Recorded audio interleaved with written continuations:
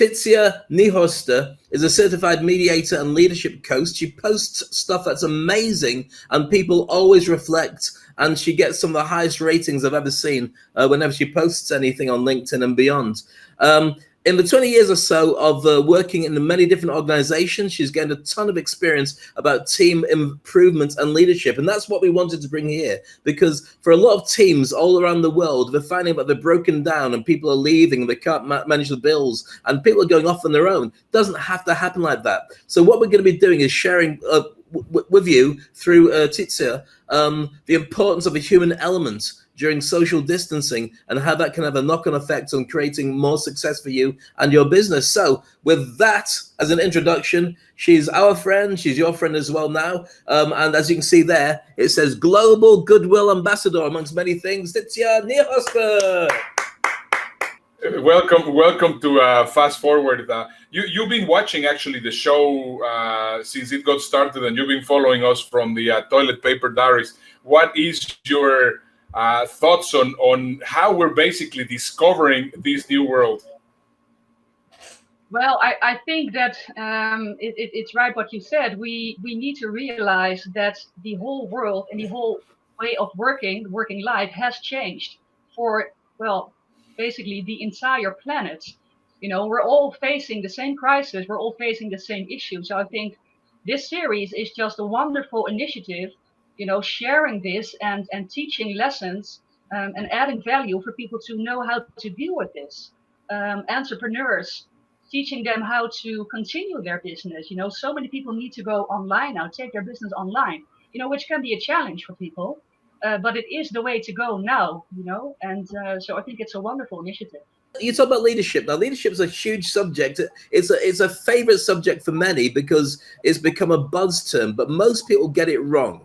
Now, what in these challenging times, I've never known a year with so many crazy things, just literally every day, everything you thought. It was like watching Game of Thrones, but being in it.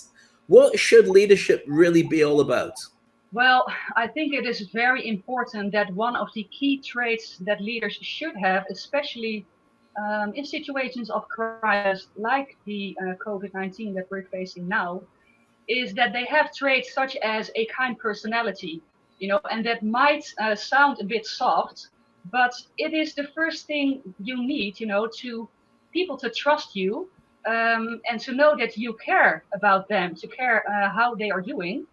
It is key that you are approachable for all members of your team, you know, even the ones you may not like so much, because you are also their leader. So then a kind personality is key for them to start trusting you and to know that you truly care how they are doing. You know, they need to feel safe with you and they need to know they can trust you, you know, and even now from a distance, so with video calls, you can achieve this perfectly, you know, show that you care, stay in touch with them. So in this time of confinement and that everybody's working out differently, how are you making sure that you train people, or actually you as a leader, get everybody involved? Yes, well, that is a challenge, of course. You know, usually when you're in the office, you just go up to someone, you have a coffee with them, you sit and you talk. And now all of a sudden you have to get your phone, you know, or preferably do not send just an email. If you really want to talk to someone, grab your phone or schedule a video call, you know, to see their face.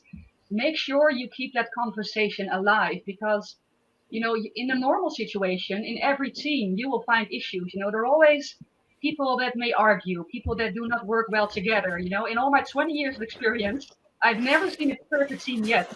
You know, there's always something to improve, you know, and therefore making sure to keep the conversation alive, especially during social distancing, is key, you know, because by having an open conversation about issues that are there and including them in finding a solution, then problems will be a joint problem and then they can work towards finding a joint solution together.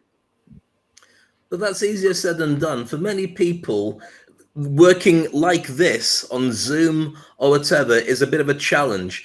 I was in a recent call where we're talking to a big decision maker, and the big decision maker wouldn't open up their camera. It just had their name. and it felt like talking to Darth Vader, or in Charlie's Angels, for anybody remembers, the voice of Charlie, who you never saw. Angels, yes, so you can do that, talk to Bosley. It was really weird. And I wasn't sure, maybe you can put some light on this. Should I say to somebody, please open up your camera so I can see you? Is that disrespect? I had done that to people and made them open it up, and they were half naked and they had to dress up, and it was just a thing. And their room looked terrible. But the point was, you can make a connection, and you have to make a connection. Well, no, that is so true, right? You have to make a connection. You need to see too about communication. Such a big part of communication is nonverbal. Some studies even say it is up to 95%. And then so working from home, where does that leave you? You have that 5% left for communication. So obviously you need to see someone's face, and in a video call, you still do not have all the nonverbal communication that you have if you meet somebody face to face. It is still less in a video call, but still you see someone's face, you hear someone's voice, that's all part of it. So no, absolutely. I would say always ask someone if they, turn on their camera. And obviously when you're scheduled on a video call, video meeting with someone, make sure that you are dressed and that you combed your hair, right? And that you don't accidentally flip the camera and people start seeing things you don't want them to see. So I had one particular guy who, when he came on, he said he didn't have his camera on. So could he put it on so I can see what's going on? I said, but don't be naked. I was joking, and he turned it on, and he was from the waist up at least. And I said, okay. And he said, I've just been swimming with the kids, and the phone rang. I went, okay, fair enough. So then I gave him 5 minutes to go and put some clothes on and carry on. But I mean, I think there's a combination between real people in real lives that we all actually compensate for and appreciate. But the other side of not sharing who you are and what you've got going on, it can be seen as bad relationship building.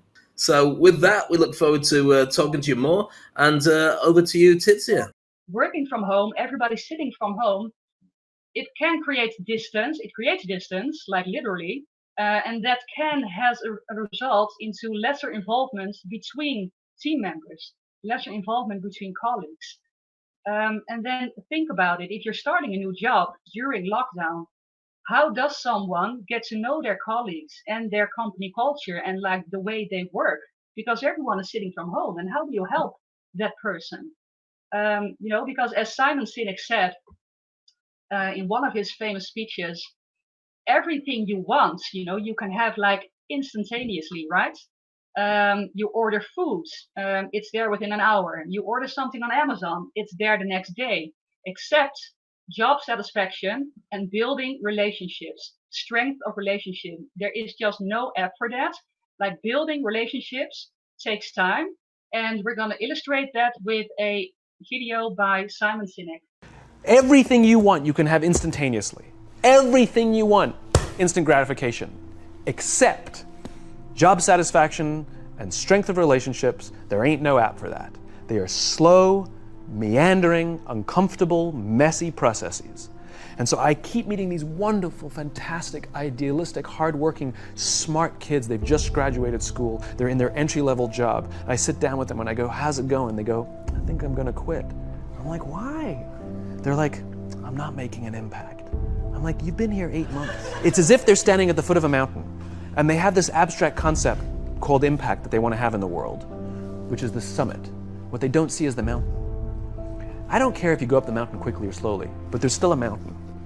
And so what this young generation needs to learn is patience.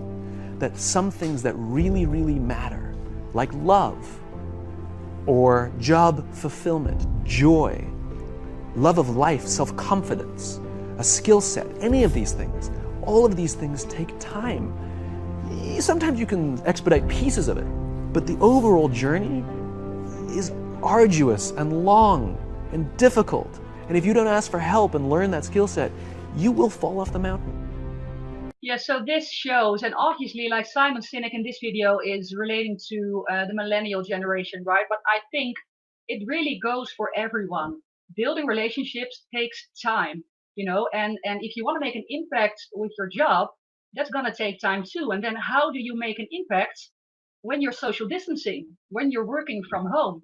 So in my humble experience, it takes about 2 to 3 months to find your place within an organization, to get to know the colleagues, to get to know the way they work, and that's in a normal situation. That's not even with viruses or lockdown making this any harder. So finding your place in a crisis and in lockdown, well, you have your challenge cut out for you. And so this is why it is so important. The human elements in leadership during social distancing is key. We absolutely need this. We need to keep in touch with each other. Don't lose communication. We're in this situation, the entire planet is, and we need to make the best of it with the tools that we do have. And we can still do so much, even from home. But we need to make sure that the entire team feels involved and that you keep the team spirit alive. And like the current organization I'm working with, I'm giving one example that how are they doing this? They have created an online meeting room where colleagues can just go in and have coffee together.